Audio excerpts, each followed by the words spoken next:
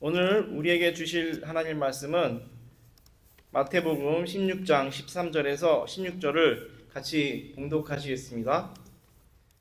예수께서 가라 지방에 이르러 제자들에게 물어 가라사대 사람들이 인자를 누구라 하느냐 가라되 너는 세례 요한 더러는 엘리야 어떤 이는 예레미야나 선지자 중에 하나이다. 이르되 너희는 나를 누구라 하느냐 시몬 베드로가 대답하여 가로되 주는 그리스도요 살아계신 하나님의 아들이시니이다. 아멘. 반갑습니다. 저는 여러분 교회 이름을 매일 봅니다. 저한테 달력을 주셔가지고 그 달력에 표시를 하면서 매일 케이프타운 은총교회 또 문 목사님 네 분의 이름을 만나고 있습니다. 말씀하신 대로 제가 온 지 2년이 됐는데 문 목사님 네 분의 친절과 도움으로 잘 정착하고 감사한 시간을 보내고 있습니다. 저희 신학교 가까이에 그 이슬라믹 에듀케이션 센터가 있습니다. 그래서 주변에 회계도인들이 많은데 한 번은 제가 좀 알고 지내는 회계도인이 메랑이라고 그 말라위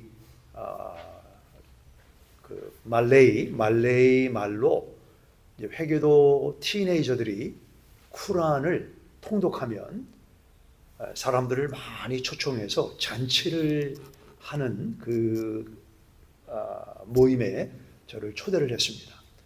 거의 300명가량 많은 사람들이 오고 그 쿠란을 통독한 고등학생인데 그 청년은 맨 마지막 시간에 부모님이 앞에 앉아 있고 본인이 앉아서 이 쿠란의 한 내용을 통독하면서 그 친척, 친구, 친지들이 많이 모여서 축하하는 내용을 보면서 우리 교회도 우리 자녀들이 성경을 통독하면 그렇게 교인들 또 가족들, 친지를 다 오시게 해서 성경을 통독한 게 대단한 일인데 이거를 리사이트 하면서 축제하는 시간을 가지면 좋겠다라는 생각을 했습니다.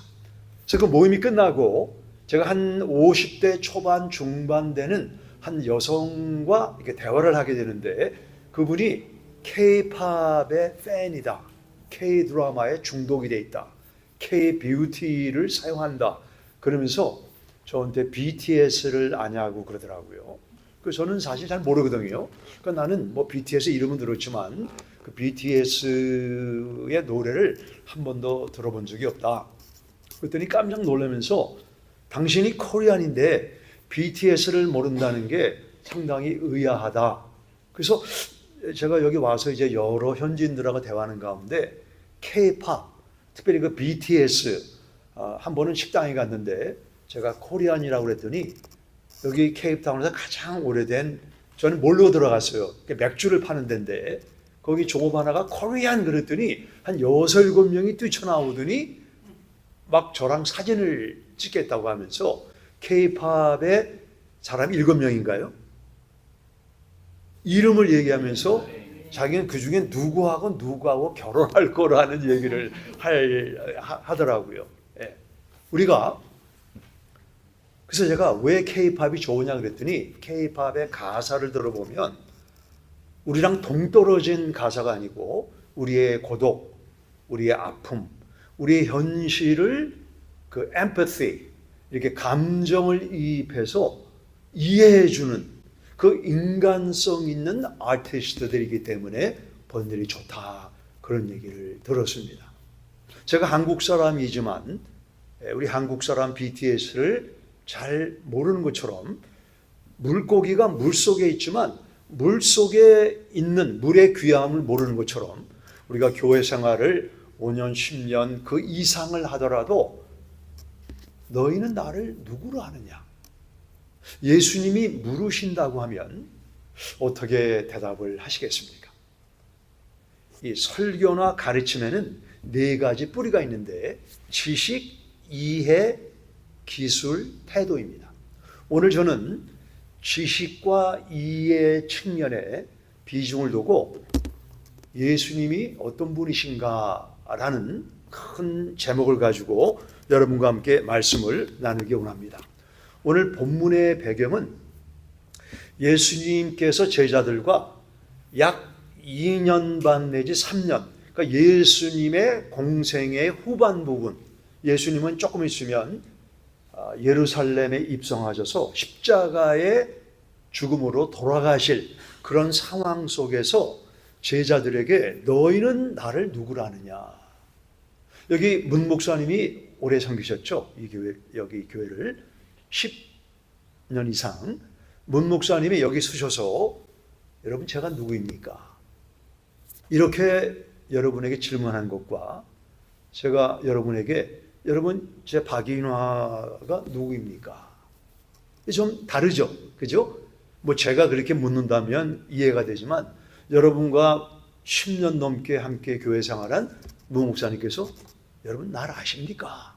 그러면 왜 저 질문을 하실까? 그런 질문을 할 겁니다. 마찬가지로 제자들은 예수님과 2년 반, 3년 동안 먹고 마시고 가르침을 듣고 기적을 보고 함께 다니면서 동행을 했는데 너희는 나를 누구라 하느냐? 그 얘기는 너희가 나랑 2년 반 3년이라고 하는 오랜 시간을 보냈지만 나를 모를 수 있다라는 의미가 그 질문 안에 암시되었다고 봅니다. 아마 우리 가운데는 예수님을 잘 믿는 분도 계시고 예수님을 믿을까 말까 하는 그 경계선에 있는 분도 있고 어떤 분은 예수를 믿지 않는 분도 있다고 생각을 합니다.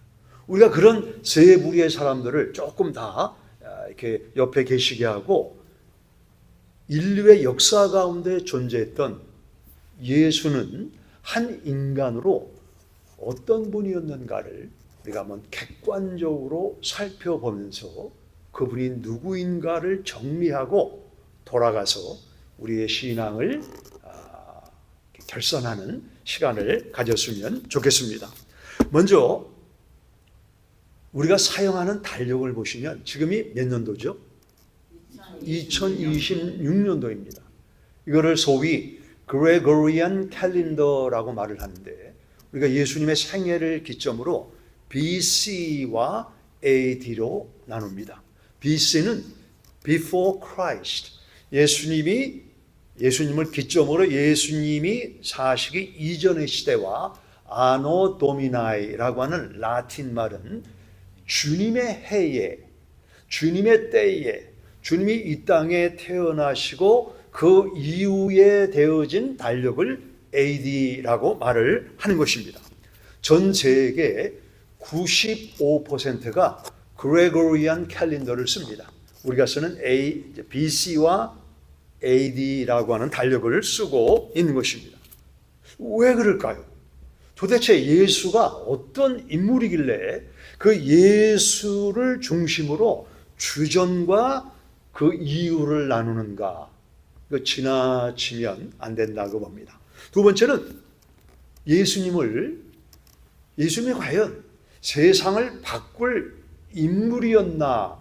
그분의 배경을 살펴보면 지금도 큰 예외는 아니지만 예수님 당시에 출세를 하고 어떤 주류 사회에 들어가기 위해서는 정치적인 지위가 있어야 되는데 헤롯이나 가야바나 사내두린 가이사 로마 권력과 일체 연결성이 없는 삶을 예수님이 사셨다는 것입니다. 예수님이 몇 권의 책을 쓰셨죠? 저는 설교할 때 질문을 좀 하는 습관이 있는데 질문이 좀 불편하면 거기를 이렇게 하시면 질문을 제가 안 하겠습니다. 예수님이 몇 권의 책을 쓰셨죠? 예수님은 한 권의 책도 쓰신 적이 없습니다. 근데 예수님에 관한 책이 제가 여기 오기 전에 제 서재에 한 3,4천 권의 책이 있었는데 99%가 예수님에 관한 책이었습니다. 제가 여기에 와서 책방을 컴을 비롯한 책방을 간간히 가는데 그 가운데 종교 섹션에 가면 모든 책들이 예수님에 관한 책입니다. 예수님은 한 권의 책도 쓰신 적이 없고 예분의 정치적인 지위도 전혀 없는 분인데 예수님에 관한 책이 이 땅에 소장할 스페이스가 없을 만큼 예수님에 관한 책이 많이 되는 것입니다. 예수님이 이 땅에 계실 때 예수님이 여행하신 행동 반경은 150km밖에 되지 않았습니다. 약 65마일밖에 안 되는 좁은 반경이었지만 저는 41개국 선교를 다녀봤거든요. 가는 곳마다 시골이나 도시나 할 것 없이 예수님을 모르는 사람이 없고 오히려 예수님이나 예수님을 따르는 제자들과 연관된 이름으로 그 도시의 이름을 명명했습니다. 저는 샌프란시스코에서 13년을 살았는데 샌프란시스코, 세인트 프란시스라고 하는 예수님을 따르는 제자의 이름을 따서 샌프란시스코라고 하는 도시 이름을 지었습니다. 캘리포니아의 이 수도가 세크라멘토예요. 세크라멘토는 세크라멘트, 우리가 의식을 행할 때 명명을 세크라멘트, 의식, 성례라고 하는데 그 이름을 따서 세크라멘토라고 했습니다. 세인폴, 미네소타의 도시가 세인폴이죠. 샌디에이고라고 하는 한 제자의 이름을 따서 성 샌디에이고라고 하는 이름을 지었습니다. 로스앤젤레스, 천사들의 도시, 다 기독교적인 이름을 따서 도시를 지은 데가 이 세계에 얼마나 많은지 모릅니다. 제가 작년에 로마를 갔다 왔는데 그 시스틴 채플 천장화를 그렸잖아요. 어마어마한 천장 아닙니까? 그 목수였고 여행을 불과 150km밖에 안 된 이 가난한 사람이 뭐가 대단하길래 뭐 예술, 음악, 뭐 책 할 거 없이 예수님을 전하고 예수님을 발산하기 위한 목적으로 사람들이 애를 쓴 흔적을 우리는 보게 되는 것입니다. 우리가 간간히 하는 말 가운데 저 사람은 금수저를 물고 태어났다. 골스푼이라고 해요. 골스푼. 무슨 얘기예요? 이 사람은 다른 사람과 달리 특별한 가문에서 특별한 부유층의 자녀로 태어났다, 이런 말입니다. 그 예수님의 출생을 보면 요한복음 8장에 보면 유대인들이 예수님에 대해서 말하기를 우리는 음란한 데서 태어나지 않았다. 물론 그 얘기는 마리아의 처녀 잉태를 모르기 때문에 오해에서 기인된 말이지만 당시 많은 사람들은 예수님이 아버지가 없는 사생아로 태어난 목수에 불과하다라고 예수님을 일축했습니다. 여기 사생자란 말은 맘저라고 하는 히브리 단어인데 이 단어는 신명기에 이렇게 기록되어 있습니다. 맘저, 사생아는 여호와의 총회에 들어오지 못하리니 10대에 이르기까지, 사생아는 10대에 이르기까지 하나님의 총회, 회당에도 들어오지 못하는데 그런 예수님이 주전과 주로 가르는 놀라운 역사의 중심 역할을 하셨습니다. 자, 여러분을 타임머신을 타고 1세기로 우리가 한번 가보겠습니다. 그러니까 여러분에게 거기 1세기 어떤 사람이 질문을 합니다. 여러분 생각할 때는 뭐 타이러스나 어거스터스나 또는 시저나 네로나 이 황제들과 반역 신성모독죄로 십자가 달려 죽은 목수 예수, 이 예수와 다른 로마의 황제들과 비교할 때 누구의 이름이 더 오래 기억된다고 생각하느냐라고 물었다면 사람들은 100% 황제들의 이름이 오래 기억된다. 사람들은 뭐 이렇게 내셔널 파크에 가면 나무나 돌에 본인들의 이름을 새깁니다. 본인들이 아마 오래 기억되기 원하는 마음으로 그러지 않나 생각이 되는데 사람이 죽으면 얼마나 기억할까요? 여러분 생각해 보셨나요? 만일 여러분이 아내가 있고 남편이 있는데 만일 내가 죽으면 과연 나는 얼마나 오래 기억될까? 일반적으로 6개월에서 3년이 지나면 그 사람이 세상에서 뭐 물론 알렉산더나 뭐 약간한 예외는 있지만 대부분 우리가 이 땅에서 어떤 삶을 살고 뭘 남겼는가 별로 기억이 안 됩니다. 스티브 잡스 아시죠? 애플을 아주 놀랍게 이끈 스티브 잡스가 죽었을 때 이 과학 세계는 너무나 큰 충격을 받았는데 뭐 별로 스티브 잡스에 대해서 말하는 게 별로 없습니다. 근데 예수님은 2000년이 지났지만 여전히 오늘 찬송과 예배와 신앙 고백과 모든 것이 예수님과 연관되고 예수님을 기억되는 흐름으로 우리의 삶이 바뀌어져 있다는 것입니다. 뭐 지금은 우리가 피터라고 하는 사람 이름은 아시나요? 혹시 여러분 주위에 나는 피터라는 사람 알고 있다. 존을 아나요? 제임스를 아나요? 앤드루 아시나요? 네, 폴을 아시나요? 우리가 이런 이름을 다 기억하는데 예수님을 따랐던 제자들의 이름을 따서 우리 자녀나 또 어떤 사람의 이름을 짓는 것입니다. 뭐 네로, 가이사 이런 이름은 누구한테 지어주나요? 개나 고양이한테 이름을 지어주는 이름이 됐어요. 이게 우연적인 일일까요? 제가 처음에 한 가지 전제를 말씀하기를 우리가 신앙이 또 없던 간에 그냥 객관적으로 역사의 한 분기점에 살았던 예수를 생각해 보자. 이럴 때 여러분이 신앙이 없다 할지라도 이것이 우연의 일치일까요? 아니면 뭔가 예수님은 다른 분이었다라는 생각이 드십니까? 고대 그리스나 로마에서는 부잣집에 태어난 남자들만 교육을 받았습니다. 근데 마태복음 28장에 보면 너희는 모든 민족을 제자로 삼아 내가 너희에게 분부한 것을 가르치라. 가르치라는 예수님의 말씀의 영향 때문에 문맹률이 퇴치되고 많은 사람들이 신분을 가리지 않고 배움에 동참하게 되었습니다. 그리고 아시는 대로 이 영향을 따라서 설립된 대학교가 옥스포드하고 캠브리지 대학이, 물론 스탠포드나 하버드도 목사나 선교사를 당시 네이티브 인디안들을 복음을 전하기 위해서 학교가 세워졌는데 우리 옥스포드 대학의 표현은 The Lord is my light. 시편 27편 1편에 보면 여호와는 나의 빛이시요. 예수님을 나타내고 예수님의 말씀을 전하기 위한 목적으로 이런 명문 대학들이 설립이 된 것입니다. 미국의 남북 전쟁 이전에 92%의 대학들이 크리스찬들에 의해서 대학이 설립이 되었습니다. 즉 예수님을 전하기 위해서 예수님의 가르침을 더 후대에 남기기 위해서 이런 학교들이 설립이 된 것입니다. 이것이 우연의 일치일까요? 우리가 말하는 이 국률은 어떻습니까? 예수님 이전에 당시 사회는 여자나 약자나 병자는 아버지가 손만 이렇게 내리키면 물에 드라운해서 죽게 만드는 거예요.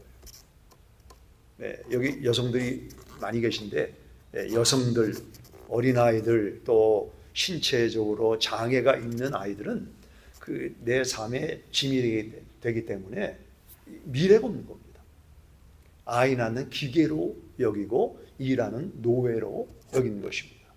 근데 우리 3세기에 역사를 아시는 대로 이 세계적인 큰 역병이 있었는데 내 자녀도 갖다 버리는 겁니다. 막 썩어서 없어지는데 그리스도인들이 목숨을 걸고 그렇게 병자들을 데려다가 치료해서 그 기원이 병원이 된 것이고 거기서 레드크로스라고 하는 흑십자의 마크를 통해서 예수님의 사랑을 전하기 위해서. 그래서 병원에도 가면은 병원의 표시가 뭐예요? 십자가의 표시가 지금까지 내려오고 있는 것입니다. 사람이 죽으면 일반적으로 1년, 3년이면 교회에서 사라지는데 그렇게 오랜 시간이 2000년이 지났지만 그 예수님의 영향이 지금까지 여전한 것은 그분이 단지 한 인간에 불과한 것인가? 아니면 사람의 몸을 입고 오신 하나님이시기 때문에 그 영향이 남아 있는 것인가를 우리는 생각해야 되는 것입니다. 예수님의 가장 하나님의 아들 된 증거는 그분의 부활입니다. 제가 서론에서 그 회교 이슬라믹 센터를 말씀드렸는데 그 부부가 이렇게 볼 때는 굉장히 초라한 부부인데 얼마 전에 만났는데 메카를 성지 순례를 다녀왔다고 저한테 많이 자랑을 하고 제가 이제 그분을 전도하려는 목적으로 내가 메카를 알고 싶으니까 나한테 좀 얘기를 해달라. 그 다음에 찾아갔더니 뭐 메카의 그런 얘기, 뭐 음식도 뭐 많고 이런 얘기를 하는데 그 메카는 여전히 모하메드의 무덤이에요.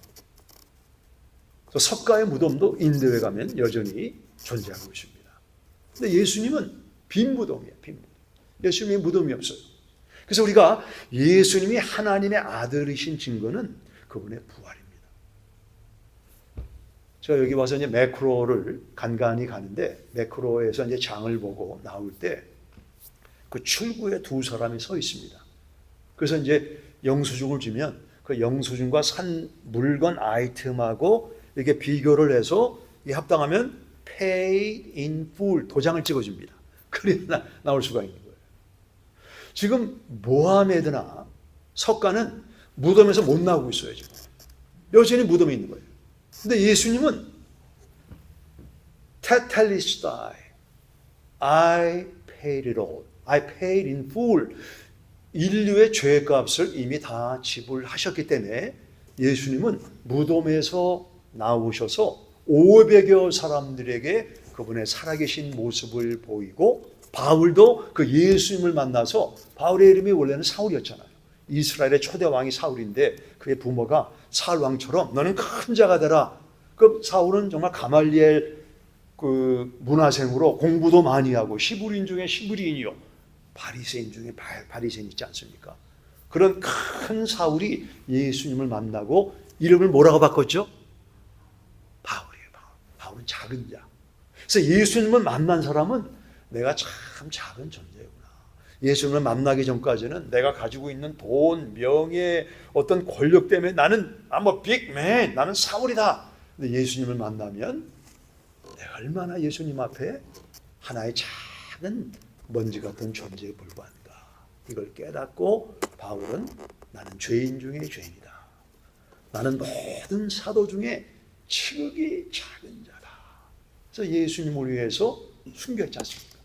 제가 아내랑 로마에 가서 그 바울이 갇혔던 머머틴 프리즌 그 지하 감옥에 제가 찾아갔습니다. 층계를 하나 내리고 또 내리고 또 내리면 습기가 있고 깜깜한 바울이 추우니까 디모데에게 넌 올 때 겉옷을 가지고 와라 할 정도로 그런 추운 지역. 이 사람이 당시 명예를 누리고 아주 부유한 삶을 살 수가 있었지만 예수님을 만났기 때문에 그 머뭇진 채굴에서 그가 참수당했지만 그의 이름은 여전히 우리 자녀들을 통해서 다음 세대, 다음 세대, 다음 세대에 전달되고 있는 것입니다. 요한일서 3장 1절에 보시면 보라! behold! 다른데 좀 우리의 집중을 분산했다면 보라! 내가 지금 하는 얘기를 잘 들어라! 보라 아버지께서 어떠한 사랑을 우리에게 베푸사 하나님의 자녀라 일컬음을 받게 하셨는가. See what great love the Father has lavished on us. 어떠한 사랑을 이것을 lavish라고 해요. lavish. 제가 2년 전에 여기 와서 한국 마켓이 있는 것도 잘 모르고 뭐 한국 음식도 잘 못해 먹고 그랬는데 눈 목사님을 어떻게 알게 돼서 달라스에서 감리교 선교팀 5분이 그때 오셨죠. 근데 그때 오셨으니까 좀 제가 달라스에서 목회를 했으니까 만나보면 어떨까요 해서 왔는데 예배가 끝나고 한국 음식을 상다리가 부러지진 않았지만 쭉 차려놨는데 제가 깜짝 놀랐어요. 그리고 제가 이 단팥빵을 좋아하는데 그 단팥빵을 또 많이 가져오시더라고요. 그거를 lavish. 이 lavish란 말은 우리 안에서는 나오지 않는 거예요. 저희 집에서는 제 아내가 음식을 잘하게 원하고 좋은 음식을 먹기 원하지만 재료가 없기 때문에 그런 음식을 우리 가정에서는 나올 수가 없는 거예요. 근데 외부에서 많은 재료를 갖고 음식을 너무나 풍성하게 해서 제가 그때 목사님이 무슨 제목으로 어떤 설교했는지는 하나도 기억이 나지 않습니다. 근데 그때 먹은 음식은 제가 몇 가지 기억이 납니다. lavish. 제가 이 이야기를 한 10명 이상에게 10군데 이상 가면서 그때 그 은총교회에서 그 한국 음식을 쫙 차려놓고 먹었던 이게 바로 lavish. 하나님의 어떠한 사랑과 같다라는 이야기를 제가 여러 번 했어요. 우리 하나님의 사랑이 그런 거예요. 이 땅에는 그런 하나님의 사랑이 없는 거예요. 근데 그 하나님의 사랑이 우리가 아직 연약할 때, 아직 죄인되었을 때, 하나님과 원수 되었을 때 그 아들을 십자가에 죽게 하심으로 우리의 모든 죄의 값을 지불하셨다라고 요한 1서 3장 1절과 2절에 말씀하고 있습니다. 한 노인이 매일 아침 명상을 끝내고 집에 돌아가는데 한 번은 명상을 끝내고 여기 강기슭을 보니까 그때 마침 비가 많이 와서 강이 세차게 흘러가는데 저쪽에 보니까 전갈 하나가 나무가지를 타고 살기 위해서 강기슭으로 오려고 애를 쓰고 있는 거예요. 그 노인이 그 나무의 뿌리를 붙잡고 그 전갈을 좀 구해주려고 손을 뻗었습니다.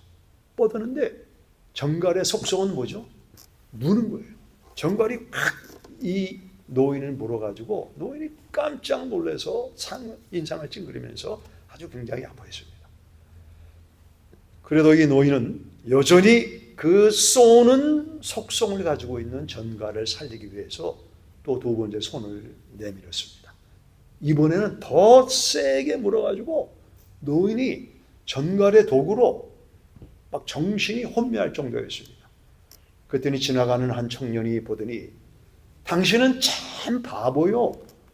전갈을 한 번도 아니고 두 번이나 살려주려고 했지만 전갈이 계속 당신을 쏘는데 왜 당신은 바보처럼 그 쏘는 전갈을 살리려 하는 것이요.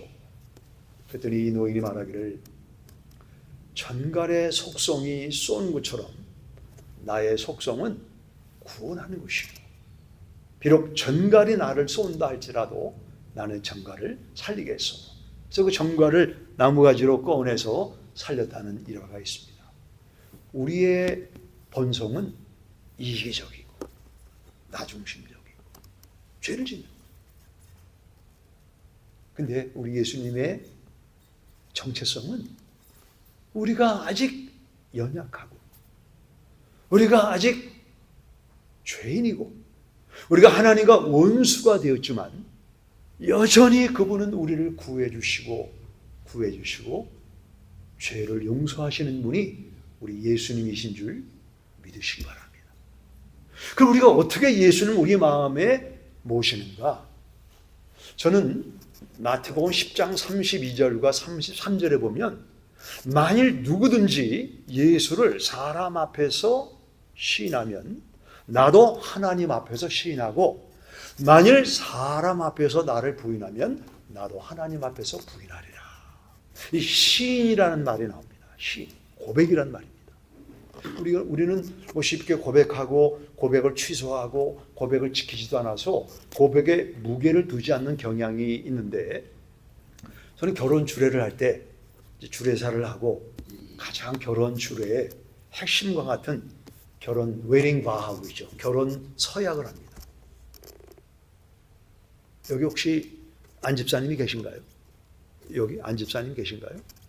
와이프가 계신가요? 이 자리에? 예, 알겠습니다. 계신가요, 혹시? 네. 누구시죠? 예. 제가 여쭙겠습니다. 이제 두 분이 처녀 총각이고 신랑 신부고 제가 주례를 한다고 가정을 해보겠습니다.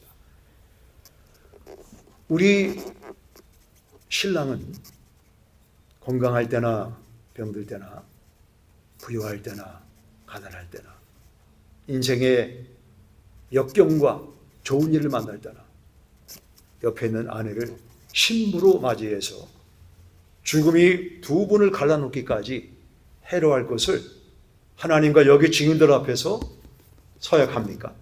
근데 대답을 안 하세요. 그럼 결혼하시겠어요? 이게 곤란하단 말이죠. 이게 사람 앞에서 이게 예, 이 한마디면 되는데 그 대답을 안 하시면 찝찝하단 말이에요. 거꾸로 만일 아내 되시는 분이 그 서약에 예라고 대답을 안 하신다면 결혼하시겠습니까? 결혼하시겠어요? 신변을 위해서 하겠습니다. 그렇게 대답을 하셔야 됩니다. 근데 그거예요.